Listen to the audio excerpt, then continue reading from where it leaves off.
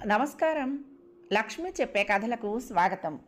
వీణులతో వీక్షించటానికి సిద్ధం కండి. ప్రియ సఖులు, ఇప్పుడు మనం ప్రముఖ రచయిత శ్రీ కొమ్మూరి వేణుగోపాలరావు గారు రచించిన ప్రేమ నక్షత్రం ధారావాహిక నుండి 10వ భాగం వినందామండి. చూడామని వెళ్ళిపోవటం కోసమే ఎదురు చూస్తున్న ఫణి గ్లాస్ విండో ఓపెన్ చేశాడు. శైలు, ఈవిడ బాత్రూమ్ వైపు వెళ్లకుండా ఇటువైపు ఎక్కడికి వెళ్తోంది? మెడిటేషన్ చేయటం అలవాట్లేదేమో, ఏమో కొత్తగా చేయటం నేర్చుకుందేమో అంది శైలజ. ఎందుకని ఇప్పుడు హఠాత్తుగా నేర్చుకుంటోంది? ఎందుకంటే మనలాగా మనసు బాగోలేదేమో. శైలజ నవ్వింది. కాదు శైలు, మన గురించి కల్నల్కి చెప్పటానికి వెళ్ళిందేమో. శైలజ ముఖంలో భయం కనిపించింది. పాపం కల్నల్కి ఎలా ఉందో అంది జాలిగా. ఫణికి జాలి కలగలేదు. అతను మనిషో కర్కడుకుడో తెలియటం లేదు అన్నాడు. ఏం, రాత్రి పురుషోత్తం అతనికి అంత ఉపకారం చేశాడా? అక్కడ ఉన్నప్పుడు సెక్రటరీ విజయ్ కుమార్ గురించే పురుషోత్తం ఆనాడు ఉద్యోగం పోగొట్టుకున్నాడని తెలుసుకుని ఉంటాడు. ఆఫీస్కు రాగానే నిర్దాక్షిణ్యంగా విజయ్ కుమార్ని కూడా ఉద్యోగంలో నుంచి తీసేశాడు అన్నాడు. శైలజ ముఖం పాలిపోయింది. అయ్యో, ఎంత పని జరిగింది! చాలా బాధపడింది. రాత్రి జరిగిన సంఘటనల పరంపరలు, పురుషోత్తం తమకు చేసిన సహాయము మనసులో మెదులుతున్నాయి. అతను తమను ఆదుకోకపోతే ఇద్దరూ ఏమైపోయి ఉండేవారు? ఈ సంగతి నీకు ఎవరు చెప్పారు ఫణి? ఇందాక ఒకసారి ఆఫీసులో పనుండి వెళ్ళానుగా. విజయ్ కుమారి ముఖం దీనంగా పెట్టుకుని వస్తూ కనిపించింది. ఏంటని అడిగితే సంగతి చెప్పింది. ఇద్దరూ కాసేపు మాట్లాడుకోలేకపోయారు. అయితే ఫణి మనల్ని కూడా ఉద్యోగంలో నుంచి తీసేస్తాడంటావా? ఆరా తెలుసుకుంటే ఆ పని చిటికలో చేసేస్తాడు. ఫణి చెప్పొద్దు, నాకు భయం వేస్తుంది అన్నట్టు శైలు వసు వచ్చింది. చూశాను, ఇద్దరం కళ్ళతోనే పలకరించుకున్నాం. ఏమిటి సంగతి అడిగింది. ఫణి టూకీగా అక్కడ విశేషాలన్నీ చెప్పాడు. శైలజ నిట్టూర్చింది. ఫణి, ఈ బాధల నుంచి ఎప్పుడు విముక్తి మనకి? ఈ యాతన ఇంకా కొన్నాళ్ళు అనుభవించాక అన్నాడు. నాకు వసుతో మాట్లాడాలని ఉంది. ఎలా? వద్దు శైలు, కష్టాలను మనం కొని తెచ్చుకున్నట్లే అవుతుంది. అదిగో చూడమని వచ్చేస్తుంది. ఇద్దరూ గప్చుప్ అయిపోయారు. గ్లాస్ విండో మూతపడిపోయింది. చూడమని వెళ్ళేసరికి కల్నల్ ఆఫీస్ గదిలో లేడు. కమలామణిని అడిగింది. ఆయన ఈ పూటంతా అదోలా ఉన్నారు. విజయ్ కుమార్కి ఉద్వాసం చెప్పారు. వినే ఉంటారుగా. తర్వాత ఎక్కువసేపు కూర్చోలేదు. ఒంట్లో బాగుండలేదని ఇంటికి వెళ్ళిపోయారు అంది. సరేనని వెనక్కి వచ్చేసిందామె. మనసు కుదుటపరుచుకుందామని చేతిలోకి ఓ స్లైడ్ తీసుకుని మైక్రోస్కోపులో అమర్చి అందులో నుంచి అమీబా సిస్టులను చూస్తోంది. ఈ భూమి మీద ఉద్భవించిన మొదటి ప్రాణి అమీబా. అది ఏకకణజీవి. అందులో నుంచి క్రమంగా జీవకోటి ఉద్భవించింది. మనుషుల జీర్ణకోశంలో అంటుకు కూర్చుని మందులకు లొంగకుండా జీవితాలను దుర్భరం చేస్తున్న ఈ అమీబా పేరు ఎస్ట్ అమీబా డిస్టిలైటికా. ఆమె ఈ మధ్య అమీబియాసిస్ మీద రీసెర్చ్ చేస్తోంది. సైన్స్ ఇంత పురోగమించినా ఈ అమీబియాసిస్ను విజయవంతంగా నిర్మూలన చేయగలిగే శక్తివంతమైన మందులు సరిగ్గా కనుక్కోబడలేదు. కొద్ది కొద్దిగా వస్తున్నాయి, కానీ అవి తాత్కాలికంగానే పనిచేస్తున్నాయి. మన దేశంలో అపరిశుభ్రత ఒక కారణం కనుక ఆ వ్యాధి తిరిగి తిరిగి రావడానికి అవకాశం కలుగుతున్నది. ఆమె కళ్ళు యాంత్రికంగా చూస్తున్నాయి, కానీ మనసు ఎక్కడో ఉంది. ప్రపంచంలో అన్నింటికన్నా బలమైనది మనసు. అన్నింటికన్నా బలహీనమైనది మనసే. తేలిగ్గా అర్థమయ్యేది మనసే. అసలు అర్థం కానిది, లొంగదీస్తే లొంగిపోయేది, విశ్వప్రయత్నం చేసినా లొంగనిది, క్రూరమైనది, జాలైనది, వికృతమైనది, అందమైనది అన్నీ మనసే. మనసులోని అనుక్షణం మెదిలే ఆలోచనలను రికార్డు చేయగలిగితే మనిషి ఎంత ద్వంద్వజీవో అర్థమవుతుంది.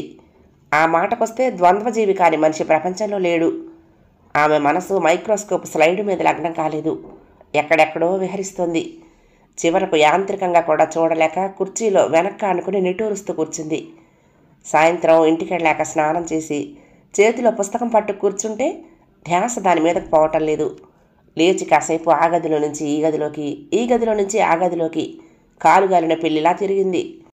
ఆమె ఇదివరకు ఎప్పుడూ ఒంటరితనంలో మాధుర్యం అనుభవిస్తూ ఉండేది. మనుషులతో మాట్లాడాలన్నా, మనుషుల మధ్య ఎక్కువగా మసలాలన్నా చిరాగ్గా ఉండేది. ఇప్పుడు ఒంటరితనం అంటే భయంగా ఉంది. జీవితంలో 35 వసంతాలు గడిచిపోయాయి. ఏం పొందిందో, ఏం పోగొట్టుకుందో ఇప్పుడు తెలుస్తోంది. తిరిగి రానిది అవివేకంతో పరిత్యజిస్తే చివరకు ఏం మిగులుతుందో ఇప్పుడిప్పుడే బోధపడుతున్నది. అద్దం దగ్గరికి వెళ్ళి ఎదురుగా నిల్చుని మొహం చూసుకుంది. సంవత్సరాలుగా రోజూ చూసుకుంటున్నా విసుగు అనిపించనిది, ఎప్పటికప్పుడు కొత్తగా అనిపించేది, ఆత్మవిశ్వాసం కలిగిస్తూ ఉండేది మనిషి ముఖం. కానీ తాను మాత్రం ఎప్పుడూ శ్రద్ధగా చూసుకోలేదు. ఈవేళ పరీక్షగా కళ్ళు, చెంపలు, మెడ అన్నీ అవలోకించింది. వీటిలో ఏమైనా మార్పులు వచ్చాయా? సంవత్సరాల క్రితం ఉన్నట్టున్నాయా? వస్తే ఏమిటా మార్పు? తన కళ్ళల్లో కాంతి తగ్గలేదు, కానీ ఆ కాంతిలో శోభ లేదు. తన చెంపల్లో నునుపు తగ్గలేదు, కానీ ఆ నునుపులో సొగసు లేదు. తన శరీరంలో బింకం తగ్గలేదు, కానీ ఆ బింకంలో లావణ్యం లేదు. ఏడుపు వచ్చింది ఆమెకు. గుండె బరువెక్కినట్లు అనిపించింది. రోజు అయితే ఈసరికి వంట ప్రయత్నంలో ఉండేది. ఎవరి కోసం ఈ తిండి? ఒంటరిగా దిక్కులేని దానిలా కంచం ముందు కూర్చుని ఏమిటి అర్థం లేకుండా కడుపు నింపుకోవటం? యువతలకు వచ్చి బాల్కనీలో నించుంది. కల్నల్ మనసులో మెదులుతున్నాడు. ఇక నిగ్రహించుకోలేకపోయింది. తలుపు దగ్గరగా వేసి బయలుదేరింది.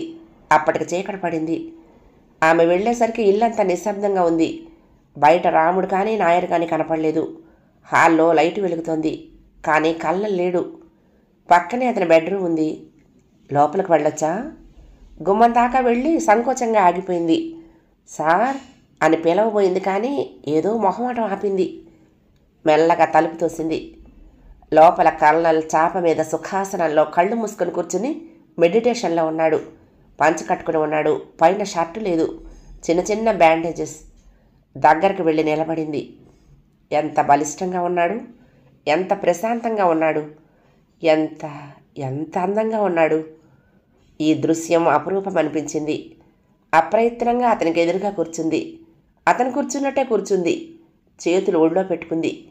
ఒక్క నిమిషం తదేకంగా అతని ముఖంలోకి చూసి తర్వాత కళ్ళు మూసుకుంది.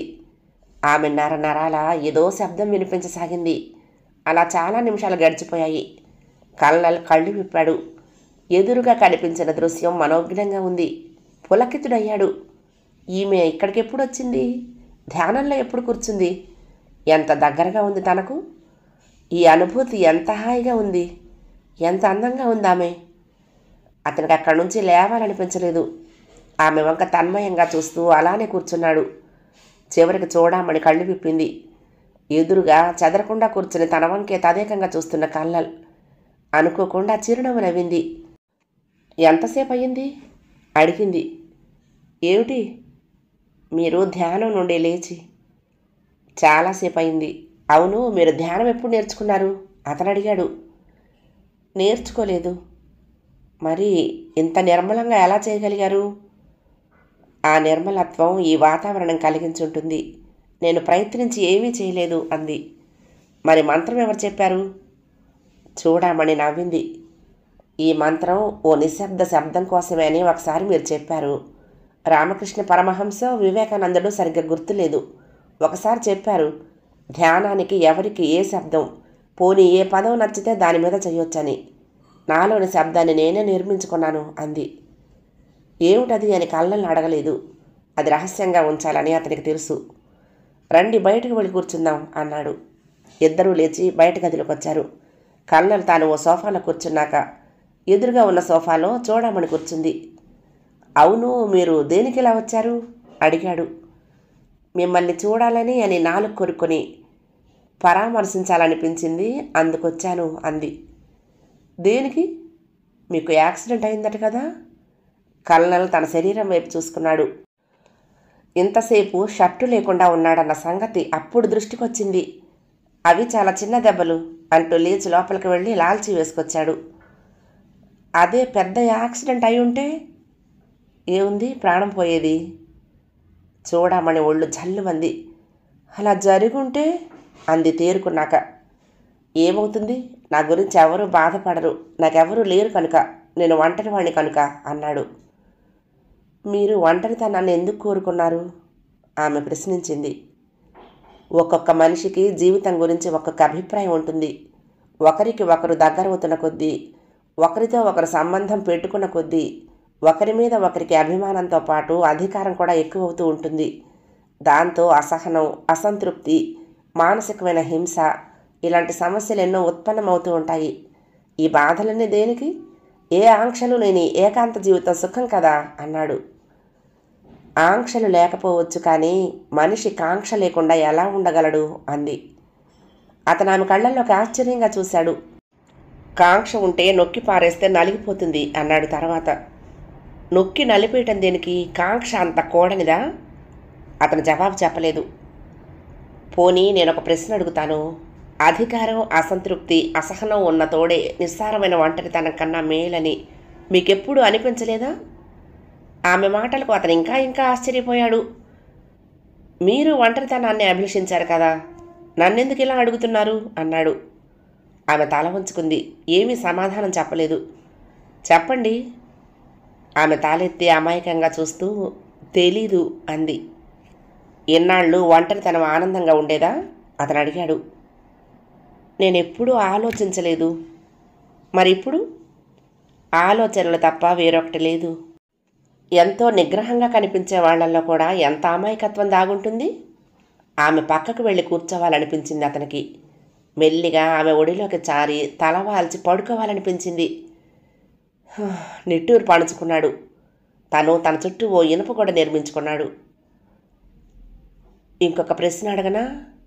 అతను మౌనంగా చూశాడు. ఒంటరితనం సంగతి అలా ఉంచండి. ఇంత కఠినత్వాన్ని కూడా దేనికి వరించారు మీరు? మళ్ళీ అదే మౌనం, అదే చూపు. విజయ్ కుమార్ని ఉద్యోగంలో నుంచి తీసేయటం చాలా కఠినంగా ఉంది. ఆమె ఆఫీసుకు చాలా సర్వీస్ చేసింది అంది. కానీ ఆమె రూల్స్ అతిక్రమించి నిజాన్ని కప్పిపుచ్చింది అన్నాడు. కానీ ఆమె విషయంలో ఆమె కాదు, తప్పు చేసి ఈ కంపెనీలో ఎవ్వరూ శిక్షణ తప్పించుకోలేరు, ఆఖరికి మీరైనా సరే అన్నాడు. మీరైనా అంటే నేను అందరిలో ఒకదాన్నే కదా, ప్రత్యేకంగా ఎందుకు పేర్కొనాలి అంది. అవుననుకోండి. అతను తడుముకున్నాడు. ఏమో అలా అనేశాను. పోనీలేండి. అయితే విజయ్ కుమార్ విషయంలో మీ వైఖరి మార్చుకోరా? ఆహా, మార్చుకోను. మీ కఠినత్వం మీకు బాధ అనిపించటం లేదా? కర్తవ్యం నిర్వహించటంలో నేను బాధను నిర్దాక్షిణ్యంగా అదిమేస్తాను అన్నాడు. మీ ఇష్టం. ఆమె నిట్టూర్పు విడిచింది. హఠాత్తుగా లేచి నిలబడి వస్తాను అని అక్కడి నుంచి నెమ్మదిగా వెళ్ళిపోయింది. తర్వాత చాలాసేపు అతను అలా స్తబ్దుగా కూర్చుండిపోయాడు. ఆమె వెళ్ళిపోయాక ఆమెతో పాటు కాంతి రేఖలు కూడా బయటకు నిష్క్రమించి అతనితో పాటు చీకటి మిగిలిపోయినట్లయింది. Janata pharmaceuticals company store keeping డిపార్ట్మెంట్లో వల్లభరావు స్థానంలో నియామకమైన మనిషి పేరు జగన్నాథం. ఒకరోజు ఉదయం అతను తన పనిలో నిమగ్నమై ఉండగా ఎదురుగుండా ఒక మనిషి వచ్చి నిలబడ్డాడు. జగన్నాథం తలెత్తి చూసి నిర్ఘాంతపోతూ, అరే సురేష్, నువ్వా అన్నాడు. సురేష్ నవ్వి అతనికి ఎదురుగా ఉన్న సీట్లో కూర్చున్నాడు. నువ్వెప్పుడొచ్చావు అడిగాడు. మొన్న రాత్రి వర్షంలో వెతుక్కుంటూ మీ ఇంటికి వచ్చాను. తాళం పెట్టుంది. నిన్న కూడా చూశాను, నువ్వు లేవు. ఇవాళ పొద్దుట మీ ఇంటికి వెళ్తే నువ్వు అప్పుడే ఆఫీస్కి వెళ్ళావని తెలిసింది. సరాసరి వచ్చేశాను. నన్ను రమ్మని నువ్వు ఇలా ఎందుకు చేశావు అన్నాడు సురేష్. అనుకోని పరిస్థితుల్లో ఊరు విడిచి వెళ్లాల్సి వచ్చింది. నిన్ను కలుసుకున్నందుకు సంతోషం, కానీ నువ్వు ఇక్కడికి రాకుండా ఉండాల్సింది అన్నాడు. ఏం? జగన్నాథం భయంగా అటు ఇటు చూస్తూ మెల్లగా అన్నాడు. ఈ కంపెనీ రూల్స్ అతి కఠినంగా ఉంటాయి. గోడలకు చెవులుంటాయి. మనం ఇక్కడ మాట్లాడుకోకూడదు. మరైతే ఎక్కడ కలుసుకుందాం? సాయంత్రం 6 దాటాక కనకదుర్గ గుడికి రా, అక్కడైతే ఎవరూ అనుమానించరు అన్నాడు జగన్నాథం. సరే అని సురేష్ లేచి నిలబడ్డాడు. ఆ సమయానికి ప్రస్తుతం కంపెనీ అసిస్టెంట్ మేనేజర్గా పనిచేస్తున్న వల్లభరావు అటుకేసి వచ్చాడు. అతన్ని చూసి జగన్నాథం కనుబొమ్మలు ముడిపడ్డాయి. వల్లభరావు వారిద్దరి వంక అసహనంగా చూశాడు. జగన్నాథం లేచి నిలబడి, ఇతను నా ఫ్రెండ్ సురేష్ అన్నాడు. వల్లభరావు సురేష్ చాపబోతున్న చేతిని అందుకోకుండా no visitor in the office hours అంటూ ముందుకు వెళ్ళిపోయాడు. అబ్బో, చాలా స్ట్రిక్ట్ ఫెలోలా ఉన్నాడే అన్నాడు సురేష్. వీడి స్ట్రిక్ట్ మండ. ఇదివరకు ఈ సీటు వీడిదే. మార్ఫియా అమ్ముకుని తెగ తిన్నాడు. సంపాదన పడిపోయిందని ఏడుపు అన్నాడు జగన్నాథం కసిగా. రైట్, వస్తా. సురేష్ బయటకు వచ్చేశాడు. ఇంచుమించు అదే సమయానికి రామకృష్ణ టాబ్లెట్ మేకింగ్ డిపార్ట్మెంట్లో అకౌంట్లో వచ్చిన చిన్న తేడాను వెరిఫై చేసేందుకు ఆఫీసు నుండి బయటకు వచ్చి అటుకేసి నడుస్తున్నాడు. హఠాత్తుగా ఎదురుగా ఒక విద్యుల్లత మెరిసినట్లయింది. వసుమతి కూడా అతన్ని చూసి ముఖంలో కాంతులు విరజమ్మగా చిరునవ్వు నవ్వింది. రామకృష్ణ అటు ఇటు చూశాడు. దగ్గరలో ఎవరూ కనపడలేదు. హలో, బాగున్నారా పలకరించాడు.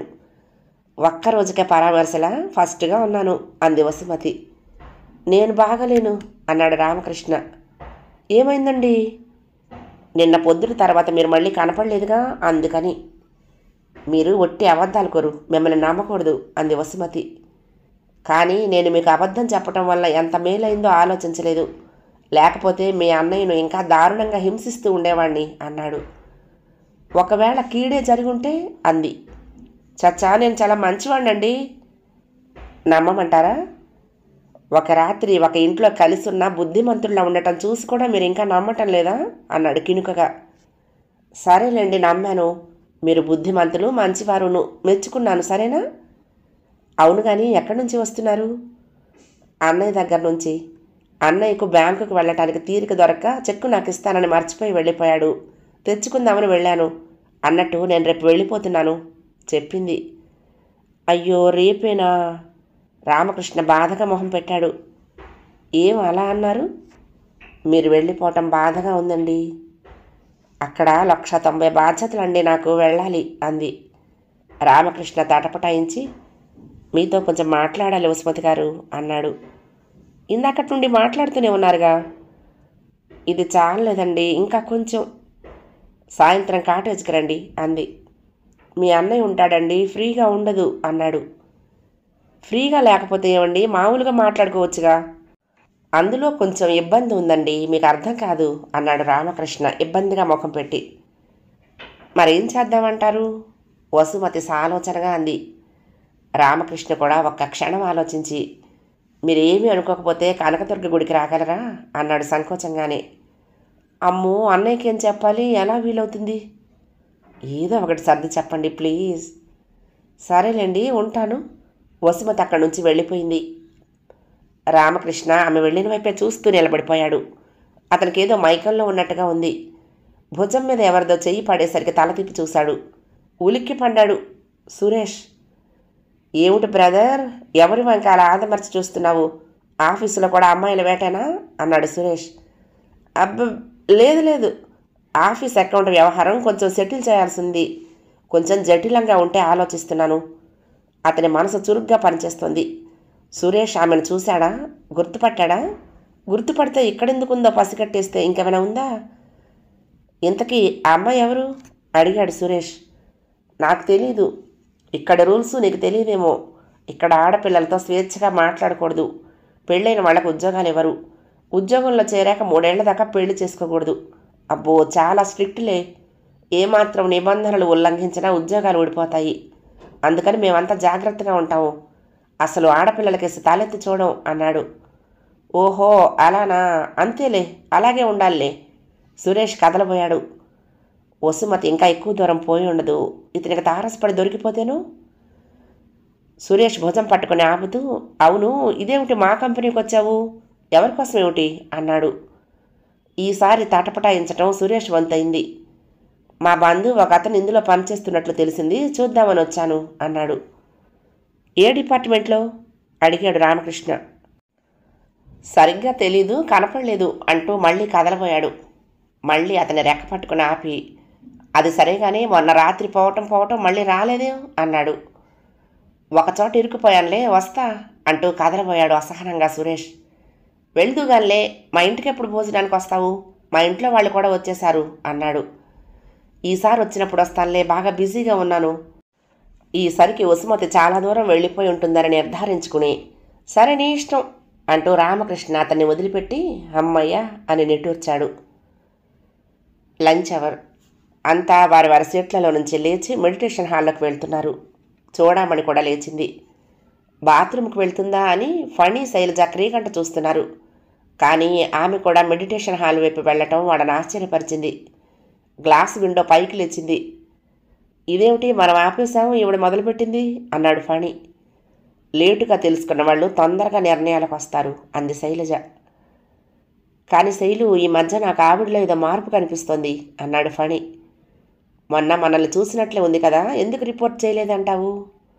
ఏమో శైలు, నాకు అదే విచిత్రంగా ఉంది. ఫణి, నాకు భయంగా ఉంది. మన సంగతి క్రమంగా ఒకరొకరికి తెలిసిపోతోంది. రామకృష్ణకు పట్టుబడిపోయాము. చూడమని దృష్టిలో పడ్డట్టే ఉంది. ఫణి ఆమె చెప్పేది సరిగ్గా ఆలకించడం లేదు. అతనికి చాలా అసంతృప్తిగా వెలితిగా ఉంది. శైలు, మళ్ళీ నిన్ను ఏకాంతంగా కలుసుకుని తనివి తీర మాట్లాడుకోవాలని ఉంది. ఇలా భయంగా సగం సగంగా కాదు అన్నాడు. ఎక్కడా? మళ్ళీ రైల్వే స్టేషన్లోనా? శైలజ నవ్వుతూ అంది. ఓహో, వెన్యూ మార్చాలి, స్టేషన్ అనుభవం చాలు అన్నాడు. పోనీ గాంధీ హిల్కి వెళ్దామా? నాకు ఐడియా తట్టింది.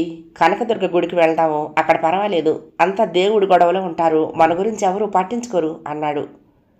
ఇంట్లో వసుమతి ఉందిగా, తను వస్తానంటే? దానికి గుడికని చెప్పను, ఏదో సాకు చెప్పి వచ్చేస్తాను 6 గంటల తర్వాత, సరేనా? శైలజ ఆలోచిస్తుంది. ఏమిటి శైలు, చెప్పవు? అంత అవస్థపడి వెళ్ళకపోతే ఏం పని? కొన్నాళ్ళు నిగ్రహించుకుంటే. నా వల్ల కాదు శైలు, కావటం లేదు. ఎందుకు ఫణి అడుగడుక్కి రిస్క్ తీసుకుంటూ? ఉండలేకపోతున్నాను శైలు, ఈ గుండెల్లోని బరువు నీకు తెలీదు అన్నాడు. నాకు తెలుసు ఫణి, అపాయాల్లోకి వెళ్ళిపోతున్నామేమోనని భయంగా ఉంది. ప్లీజ్ శైలు, పోనీ ఈ ఒక్కసారే. సరే, శైలజ అంగీకరించింది. ఆ రోజు శుక్రవారం. కనకదుర్గ కొండ మీద జనసమ్మర్దం చాలా ఎక్కువగా ఉంది. క్యూలో నిలబడి మామూలుగా దర్శనానికి వచ్చిన వాళ్ళు, టిక్కెట్ కొనుక్కుని పూజలు అర్చనలు చేయించేవాళ్ళు, పలుకుబడి ఉపయోగించి లోపలికి తోసుకు వెళ్ళేవాళ్ళు, దర్శనం ముగించుకుని యువతలకొచ్చి కింద కూర్చుని ప్రసాదం ఆరగించేవాళ్ళు, మెట్లు దిగి మళ్ళీ ఎక్కి మల్లికార్జున స్వామి దేవాలయానికి వెళ్ళేవాళ్ళు. చాలా కోలాహలంగా ఉంది గుడి. చీకటి పడింది. దేవాలయం మీద దీపాలు దేదీప్యమానంగా వెలుగుతున్నాయి. శైలజ కొండ అంచున కట్టి ఉన్న గోడ దగ్గర నిలబడి కిందకు చూస్తోంది. ఎంతో దిగువన లైట్ల వెలుగులో బొమ్మల్లా కనిపిస్తున్న ఇళ్ళు, కనిపించి కనిపించకుండా బుల్లి నీడల్లా కదిలిపోతున్న మనుషులు, వాహనాలు, దీపాల తోరణం పరిచినట్లుగా అందంగా హుందాగా గోచరిస్తున్న ప్రకాశం బ్యారేజీ, అవతల కొంత దూరంలో కృష్ణానది మీద రైల్వే బ్రిడ్జి, అదే సమయానికి మసగ్గా అందులోంచి సాగిపోతున్న రైలు. భుజం మీద ఎవరిదో చేయి పడింది. అంత చనువు ఇంకెవరికుంటుంది? చిరునవ్వు ముఖంతో వెనక్కు తిరిగి విద్యుద్ఘాతం తగిలినట్లయి త్రుళ్ళిపడి చేష్టలుడిగినట్లు అలా నిలబడిపోయింది. అతను, ఆ స్ఫోటకపు మచ్చలతను, తన మేనత్త కొడుకు సురేష్ ఎదురుగా ఉన్నాడు. సురేష్ ఆమెను చూసి వికటంగా నవ్వాడు. శైలజ ముఖాన నెత్తురు చుక్కలేదు. ఏం నన్ను చూసి బెదిరిపోయావా అన్నాడు. శైలజ ధైర్యం తెచ్చుకుంది.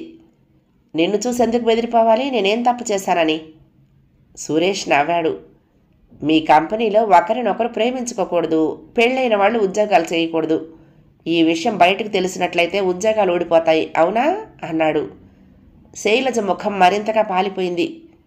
ఇప్పుడు నీకు నిజంగా భయం లేదు కదూ? అందరినీ కాదని ఈ పెళ్లి చేసుకున్నావు. మీ నాన్న మాకు డబ్బు బాకీ ఉన్నా నీకు భయం లేదు. ఉద్యోగం చేసి డబ్బు సంపాదించాలని నీకు ధైర్యం. కానీ నీకొక విషయం తెలీదు. మీ మీద మేము పెట్టిన కేసులో గెలిచామని, క్రిమినల్గా కూడా ప్రొసీడ్ అయ్యానమని. 2-3 రోజుల్లో డబ్బు కట్టకపోతే మీ కుటుంబం అంతా వీధిన పడాల్సి రావటమే కాక మీ నాన్న జైల్లో కూడా పడాల్సి వస్తుందని నీకు తెలీదు. ఇదంతా నిజమేనా? ఎప్పుడు జరిగింది? శైలజకు ముచ్చాంటలు పోస్తున్నాయి. నీకేం కావాలి అంది తాడారిపోయిన గొంతుతో. సురేష్ వికటంగా నవ్వాడు. నువ్వు కావాలి అన్నాడు. నేను పెళ్ళైన దాన్ని. నిన్ను పెళ్లి చేసుకుని ఉంటే నిన్ను పొందటంలో గొప్పతనమూ లేదు, అలవి కాని ఆనందమూ లేదు. నువ్విప్పుడు పారాయి దానివి, పారాయివాడి భార్యవి. ఈ హోదాలో నిన్ను పొందాలి. నన్ను పాడు చేయాలని నీకెందుకు అంత పట్టుదల సురేష్? అతని ముఖంలోకి ఒక్కసారిగా కోపం వచ్చింది. అసలే ఎర్రగా ఉండే కళ్ళు మరింత ఎర్రగా మండిపడ్డాయి. ఎందుకా? నువ్వు అందగత్తెవి కావటం, నాకు దక్కకుండా పోవటం, మధ్యలో తారసపడిన ఎవడినో పెళ్లి చేసుకోవటం, మమ్మల్ని కాదని ఈ సంఘంలో అవమానం చేయటం. అందుకే నీ మీద కసి. తెలిసిందా? నిన్ను అనుభవిస్తే కానీ నా కసి చల్లారదు. ఒప్పుకోకపోయావా? ఈ మీ వివాహ రహస్యం కళ్ళల దృష్టిలోకి తక్షణం వెళ్ళిపోతుంది. మీ ఉద్యోగాలు ఊడిపోతాయి. మీ నాన్నకు జైలు, మీ జీవితాలు నాశనం. గుర్తుంచుకో. గాంధీనగర్లోని హోటల్ ప్రకాష్లో రూమ్ నెంబర్ 23లో ఉన్నాను. రేపు సాయంత్రం ఇదే వేళకు వచ్చి కలుసుకో. లేకపోతే ఫలితం తెలుసుగా. ఆమె వంక ఓసారి క్రూరంగా చూసి విసురుగా వెళ్ళిపోయాడు. శైలజ అచేతనావస్థలో ఉన్నట్లు కొంతసేపు అలా నిలబడిపోయింది. కళ్ల ముందు చీకటి తెరలు కదులుతున్నాయి. క్రమక్రమంగా ఈ లోకంలోకి వస్తోంది. చివరికి ఇలా జరిగిందేమిటి? ఆమె మనసంతా వికలమైపోయింది. ఫణి వస్తే, అతనికి ఈ విషయం తెలిస్తే ఏమవుతుంది? తెలియకపోతే ఏమవుతుంది? ఏమైనా విపరీత పరిణామాలు జరుగుతాయా? ఆమెకు భయం వేసింది. మనసు ఎనలేని సంఘర్షణకు గురవుతుంది. ఒక స్థిరమైన అభిప్రాయానికి రాలేకపోతుంది. ఫణి ఉద్రేక స్వభావం ఆమెకు తెలుసు. అతను ఎంతటి మృదు స్వభావుడో.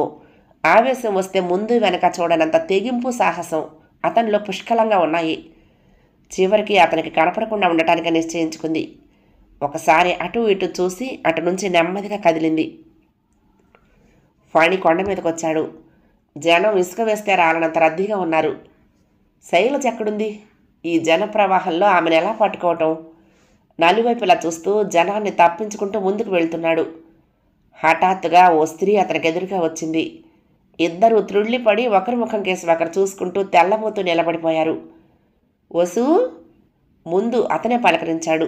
ఏమిటిలా వచ్చావు అన్నాడు. వసుమతికి ఏం జవాబు చెప్పాలో తెలియలేదు. తడబడింది. ఎలాగో గొంతు స్వాధీనంలోకి తెచ్చుకుని, నువ్వేదో పనుందని వెళ్ళిపోయావుగా అన్నయ్య. ఇంట్లో ఒక్కదానికి ఏమీ తోచలేదు.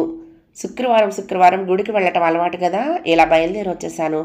నువ్వేంటి ఇలా వచ్చావు అంది. నేను పనుండి వెళ్ళానా? అది కాకపోయేసరికి రామకృష్ణ ఇంటికి వెళ్ళాను అన్నాడు. వసుమతి ముఖం మరింతగా వాడిపోయింది. రామకృష్ణ ఇంటికి వెళ్ళావా? కలవరపడుతూ అంది. వెళ్ళాను, అతను లేడు. అక్కడి నుంచి ఏమీ తోచక గుడికి వెళ్దామనిపించి వచ్చాను అన్నాడు. శైలజ ఎక్కడైనా కనిపిస్తుందేమోనని కళ్ళతో అటు ఇటు వెతుకుతూ. శైలజను వసుమతి చూస్తే ఏదో కొంప మునిగిపోతుందన్న భయమేమీ అతనికి లేదు. కానీ చెల్లెలతో అబద్ధం చెప్పొచ్చాడు. అందుకని అపరాధిలా ఫీల్ అవుతున్నాడు. వసుమతి ఒక పక్క నుంచి అతని మాటలు వింటూ ఓ పక్క రామకృష్ణ వస్తాడేమోనని చూపులతో వెతుకుతోంది. ఏమిటి అటు ఇటు చూస్తున్నావు? ఫణి అనుమానంగా అడిగాడు. ఒకవేళ ఆమె తను శైలజ వేసుకున్న ప్రోగ్రాం పసిగట్టి ఆట పట్టిద్దామని చూస్తున్నదా అని.